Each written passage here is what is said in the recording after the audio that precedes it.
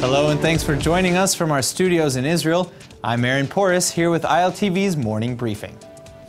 In a tragic event, the entire Attar family of 8 from Psagot was killed Tuesday in a head-on automotive collision on Route 90 near En Bokek by the Dead Sea. Investigators claim that an SUV with 3 people drifted into the opposite lane, crashing into the Attar family's minivan. Shortly after the impact, the minivan ignited, though, and those who were not killed in the collision burned to death in the fire. By the time firefighters extinguished the flaming car, everyone had died. The victims include Yariv Attar, his wife Shoshi, and their 6 children ranging from ages 3 to 12. Yariv was a computer engineer, and Shoshi was a special education teacher at Jerusalem's Keren Or school. As for the driver of the second car, he's been arrested on charges of suspected manslaughter. Immediately after the accident, he stated in his shock, "I killed them. I'm not driving anymore."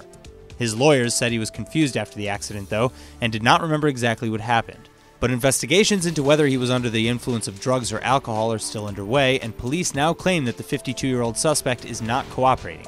He and the other 2 passengers in his car suffered moderate injuries and were taken to Soroka Hospital in Beersheba. But while the Transportation Ministry stated that this crash was the deadliest to ever take place on this road, it's not the first accident in recent history. Just several weeks ago, 2 parents and their 10-month-old infant were killed in a head-on collision with a bus on the same road, and the Transportation Minister has not taken action to fix the issue or add an additional lane.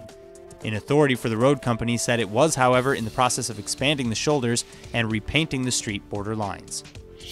In other news, 8 Israeli teenage girls living on the border of Gaza are now documenting the destruction in their area on an Instagram page that has gained over 50,000 followers in just 2 weeks. The Instagram page is called OTEF.GAZA, and it was created to reveal the daily traumas that Israelis in the border communities experience. These teens live just a kilometer away from the separation fence, and like all the others in the communities in the area, they're struggling daily with the ongoing violence being exported from the Gaza Strip.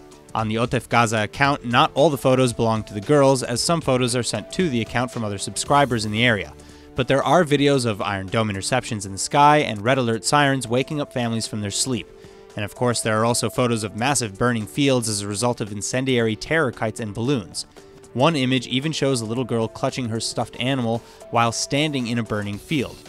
Just over the past weekend, the teens shared a video of sirens and sounds of rockets being fired and intercepted that went on for 12 hours, too. There's also a picture of a firefighter battling the flames and a message thanking him below the picture, reading, quote, "We wanted to say thank you. You're doing hard work and it's not taken for granted," end quote.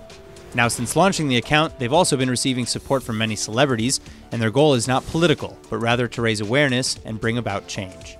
Defense Minister Avigdor Lieberman is catching a lot of criticism right now for his seeming inaction in catching the Balkan terrorist. It's been several weeks since the attack now, and Rafi Levengron, the father of victim Kim Levengron-Yechezkel, is understandably angry that no justice has been found. He said that not only is he not receiving any updates as promised, but the terrorist still roams free and his house still stands.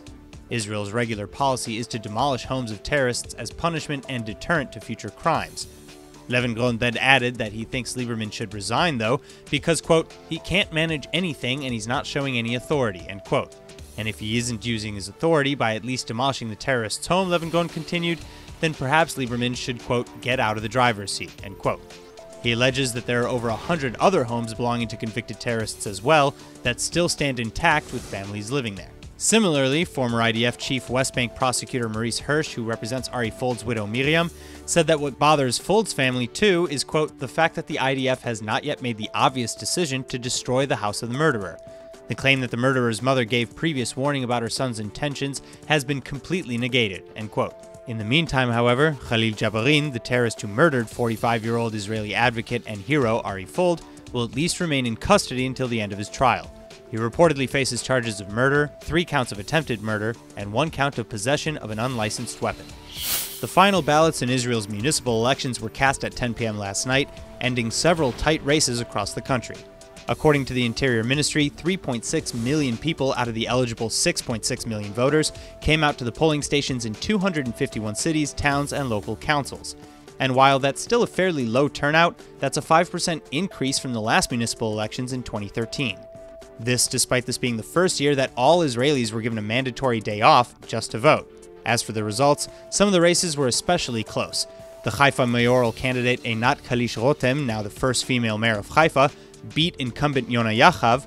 Then in Tel Aviv, incumbent Mayor Ron Huldai won again with 45% of the votes, beating out his longtime deputy Asaf Zamir, who received just 35%. Huldai will now be in his 5th term. Yet the most highly contested race was for Jerusalem's mayor. In fact, it's not over, as city councilmen Moshe Leon and Ofer Berkovich will have to face another battle on November 13. Neither candidate received the necessary 40% or higher of the vote to avoid a runoff election. In related news, violence, protests, and arrests were prevalent in some parts of the country, including in several Druze communities in the Golan Heights. Many Druze who have connections to Syria were concerned that the vote would assist Israel in its control over the region. A few hundred protesters in the Majd al-Shams village also carried Syrian flags and blocked polling centers as police attempted to maintain the peace. And in another Druze village of Yarka, 2 polling stations were also closed after someone shot a stun grenade wounding 10 people. Finally, in the southern Negev, voting was paused when it was discovered that fake ballots were issued. That's all for now. I'm Aaron Porras, and see you later with our main daily broadcast from Israel at 2 p.m. Eastern Time.